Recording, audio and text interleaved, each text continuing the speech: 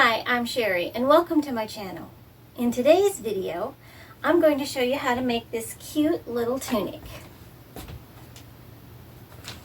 And with the extra pieces from making this tunic, you can also make something like this.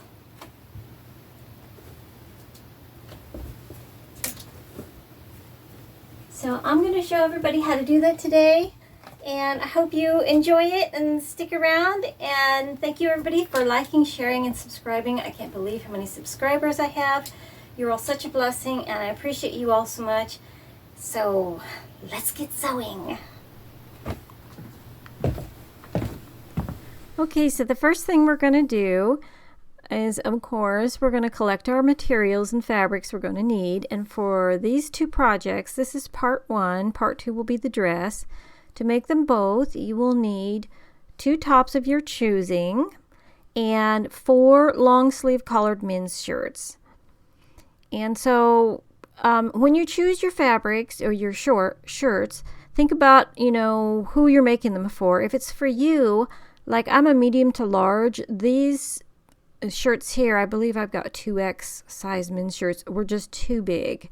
When I got done with the dress, not only did I cut the waist a little long on it, but it would have drug on the floor. So if you're a smaller person, you want to pick smaller shirts. And what worked for me was to use men's medium size shirts so that I had plenty of room, because I wanted to be able to layer underneath because I'm making fall ones. And so here I've chosen a men's shirt that's got kind of a medium weight. It's got a flocking to it. And then I've chosen 2 flannels and one that is actually sort of a suede feel. And you're going to want to remove the sleeves first. That's what I'm doing here. And if you're new to the channel and you haven't seen this, you cut to the inside of the sleeve next to the shirt, the main body of the shirt. You want to leave that seam on that sleeve so that you have an edge for the fabric to stop fraying to. And so you're going to do that for all of your shirts. You're going to cut each one apart like this. You're going to remove the collars and you're going to cut the shoulder seams as well. And sorry, some of this was off camera. I've really been struggling in my little tiny studio and I've been recording on my phone. And I may have to upgrade my equipment. I didn't really know that my YouTube was going to do this well, so I'm going to put a little bit of effort into trying to make them a little better. So here I'm going to cut my shoulder seams, and when I get done, these will be extra pieces that, can be used in patchwork or other projects.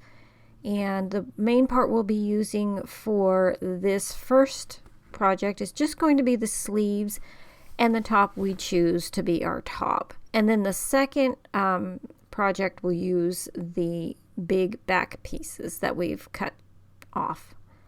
So yeah, so then I just fold each one aside and I fold each sleeve up, and then I have my piles for my project. And this is a great way if you got just access to cheap men's shirts, rummage sales or a thrift store that's having 50% off sales, and you go in there. This is a great way. Now if you're doing this for Etsy, remember these will be heavy when you ship them, so it's a good thing they don't take too long to put together. You can make money selling these on Etsy, so I do all the time. So I'm going to do this for each shirt. I'm not going to make you watch it, but here's my stacks. I've got my little stacks made, and we're going to use the sleeves. So we'll set the backs aside. And I decided to use the blue for the dress, and I'll put them with the second project. And we're going to cut our top. So remember, you could use a hoodie. You could use anything. You could make a spring outfit. Like if it was springtime and you're watching this, you could use a tank top and lightweight men's shirts. And also, if you want to make it more like a dress, you can cut it longer down underneath the sleeve and create more of a dress rather than a tunic. So that's another version of this that you could do. And for me, I'm a short little thing, and I need, I like to wear them up high, and a lot of people do. With these, they're perfect with leggings. That's my plan. I'm going to do hot chocolate or tea, and snuggle up for this winter. So we're going to cut this off, and I'm going about 1 inch, and I usually use my rotary cutter, but sometimes people don't have a rotary cutter, so I'm going to show you how to do it a different way. You would mark it, and then you'll just take your scissors and cut that off.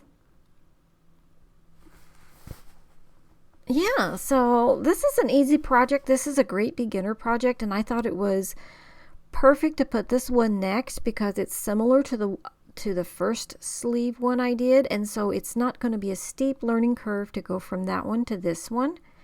And it's also a little bit more forgiving, like for different sizes, so because you can just add another sleeve in.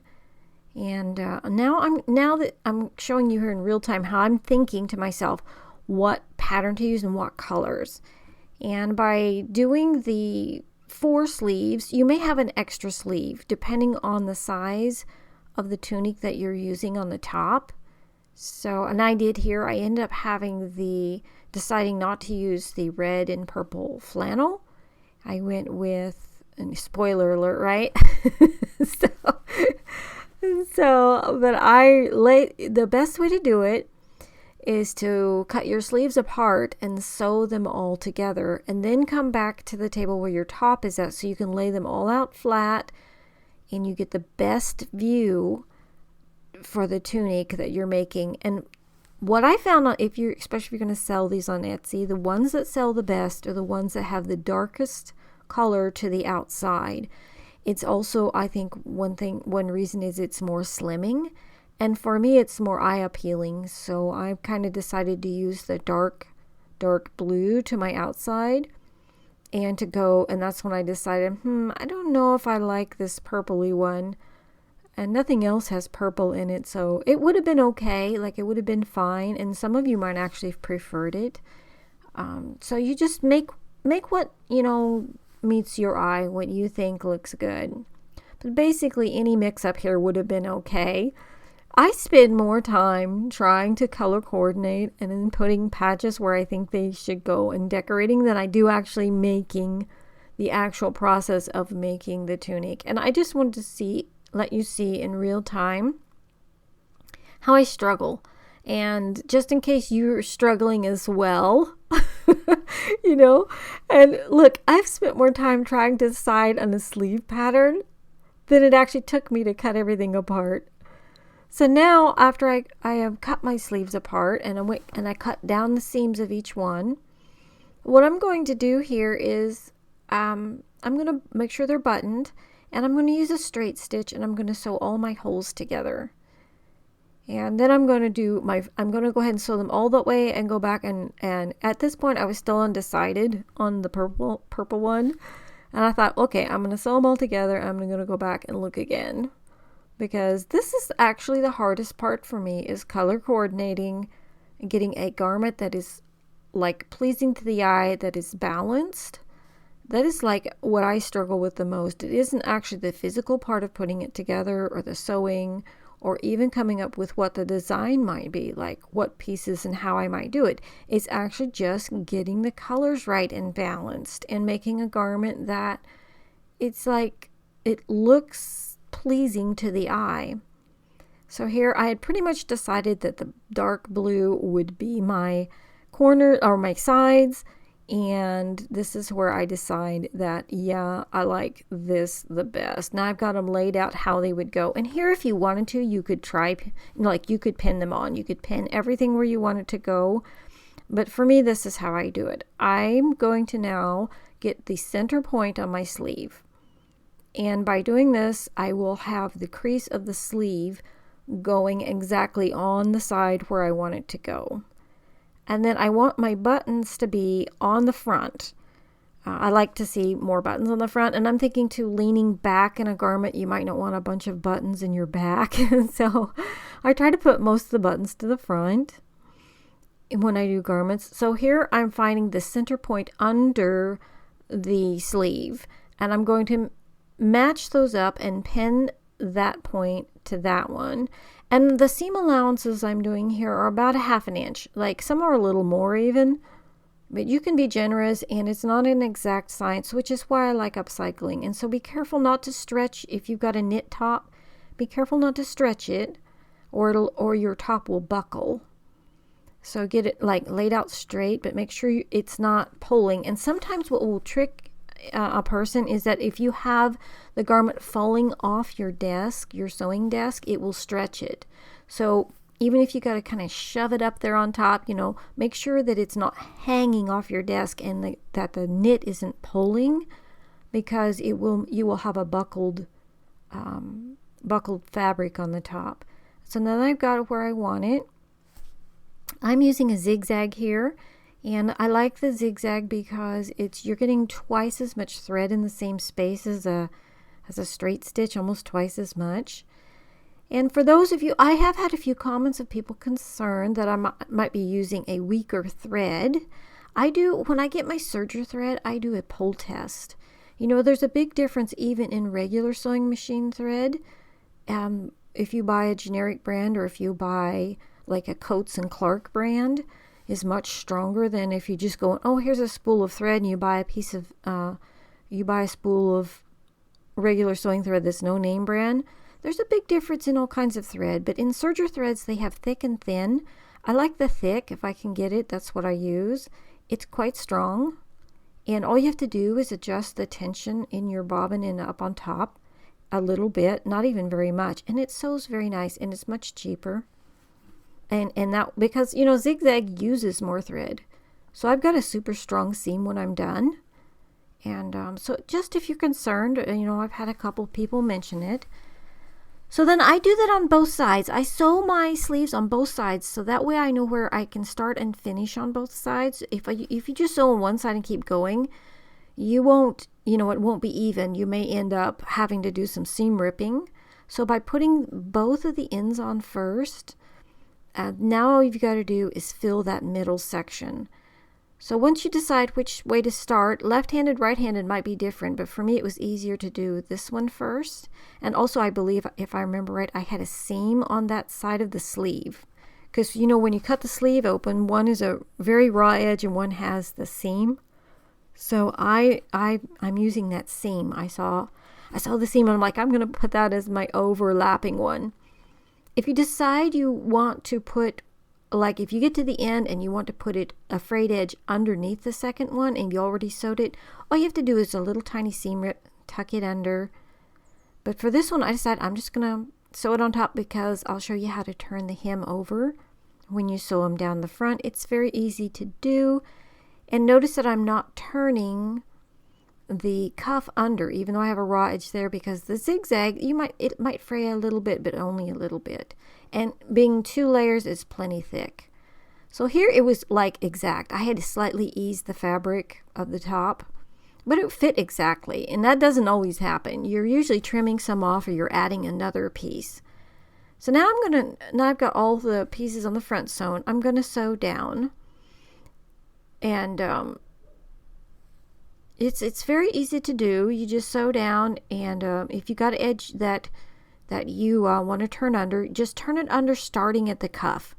Like I'll sew the cuff on, and then I just slightly turn it under, and you can hem it down all the way to the end. And this is very easy to do. It's very relaxing. You can just sit there. It's not, it's not mind intensive. And so and then just go to your next one, watching that you don't catch your threads, any threads that might be underneath there. And see how I'm just going to fold that under, right, starting at the cuff. I'm starting, and then I'll just fold it and lay it on top. And I'm doing at least 1/2-inch seams here. In some places it's even more.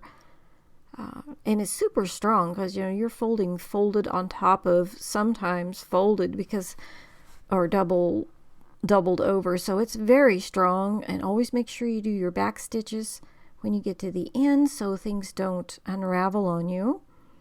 And that's all this really is. And it's a great project to do right after you've done the other sleeve tunic, or even for our first one. It's not too hard. You can pin these if you're uncomfortable doing it right at the machine. You can just pin these, and then each one sit down, sew it on, and pin it again, and whatever makes it easiest for you.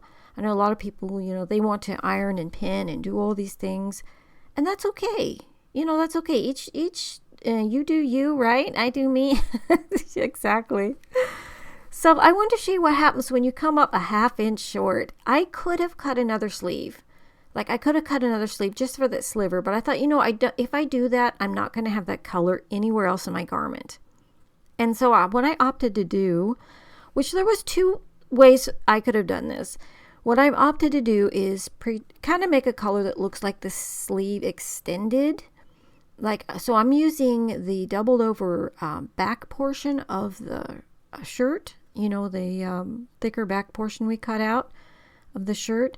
And I'm just cutting it straight, like as if it was a cuff.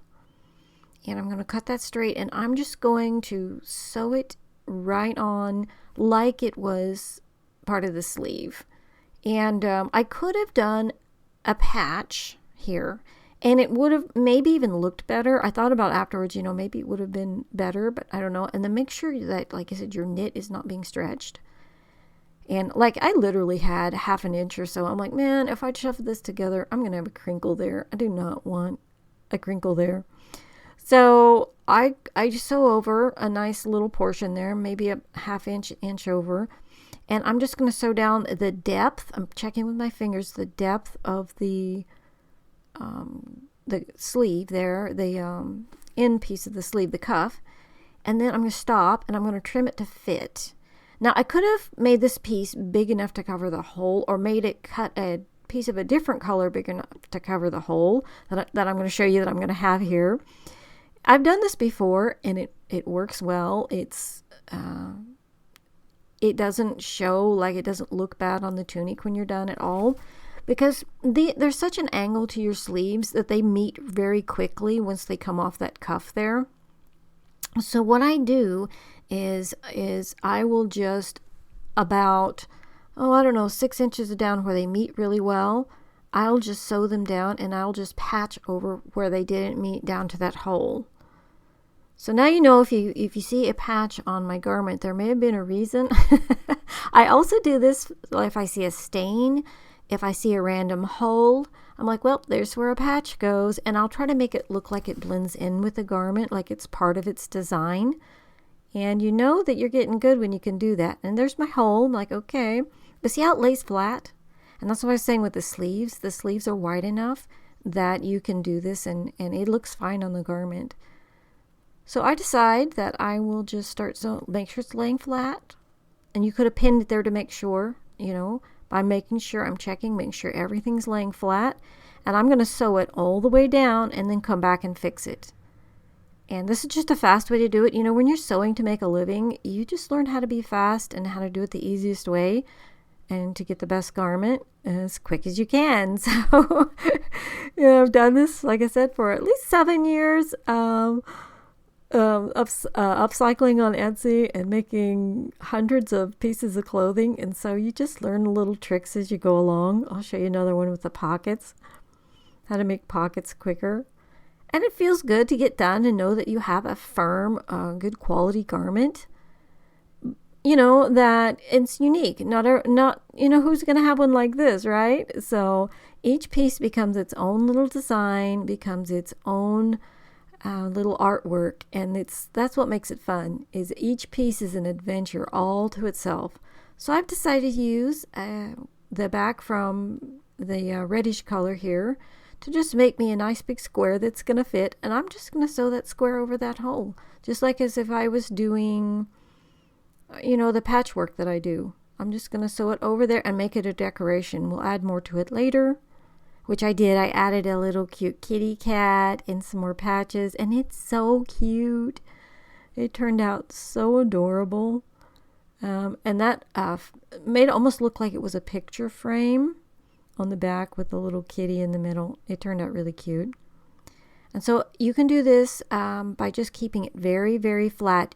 You could pin this so it didn't shift on you. If you're uncomfortable doing it this way, or, just put a couple pins in it and sew it on. And when you pivot like this, you raise the foot, leave your needle in to pivot and make sure it's flat again. Get to your corner, you're going to put that needle down, pivot it, and make sure it's flat. See how I flatten it out with my hands? Make sure everything's flat. Because if there's any bulking of fabric underneath, it's going to show if you sew it down that way. And yeah, so there we go. I'm trimming up some things here. And I'm going to quickly sew. Look how fast I am. I'm amazing, right? Superwoman. So sew down all your seams. And see how there's plenty of overlap there. You've got plenty of room. If you didn't want this garment to be as wide, you can cut your sleeves straight down. Like if this is too much bulk, this garment has too much width, but you want to make it be like, well, that's too wide. You can narrow your sleeves and cut them straight down, or, to take out that bulk. So think about, what you want to do. And another thing I recommend is make sure you're using, on the men's shirts, they're all the same size. So you've got all larges or all smalls or whatever, because that way your sleeves will hang the same length. Now here I've cut my pockets out of knit. And here's how I put my elastics in. I grab the back thread and I grab my elastic and I just make sure I've got the same amount of pressure all the way through it. I used to cut, like if I had a 6-inch pocket, I'd cut a 4-inch elastic. I'd sew it on both sides, then I'd stretch it, then I'd sew it down. But look how much faster this is. Because I'm just checking my pressure on each one. Now they do sell a foot. If you're doing a lot of elastic, they sell a foot you can use. I've never used it, but I did see that they do sell it. But what I do is make sure my needle's down. I'm ready to go. I've got both sides, and then I stretch it the same amount of pull I pulled on the other one. And whatever you're pulling on the front, you have to pull on the back, and you'll just automatically adjust it. Like, it just becomes natural. And then you just clip, and then you've got those cute little pockets that to me look like little money bags or something. I think they're so cute. At this point, if you wanted to decorate them, you would have decorated them before you put the elastic on. I mean, you could also do it after. I opted just for plain pockets on this one. And then make sure it's the same length from the top down to the pocket on both sides. Like, see, I'm going for 7 on this one. And then make sure you've got the same width on both sides. On the, like I did 4, I think. On this one I did 4 inches from the edge and 7 inches down from the top. That's what I did. But you may be taller in the waist. You want your pockets to slant outwards. I don't know what, for you the would look good, but I suggest pinning your pockets on, looking at it, hang the garment up, look at it, make sure that it's where you want it, because this actually is one of the trickier parts, and I'm always putting pockets too low. It just looks like I got them where they should go, and then I sew them on, and then I hang it up, and then I go, oops, they're, my pockets are now on my knees. But we're almost done here, guys. I've just got some patches which I put on. I don't even think I did that on camera, and here it is. It's got some kitties on the front. I got kitties on the back. They're just from the side. And thank you so much, everybody, for liking, sharing, subscribing. Here's one I did in green. And here's what we'll be doing next. So that's exciting. I hope to get that one out to you soon. And Jesus loves you, and he's coming soon. And thank you guys so much for watching and liking and sharing, subscribing. Bye for now.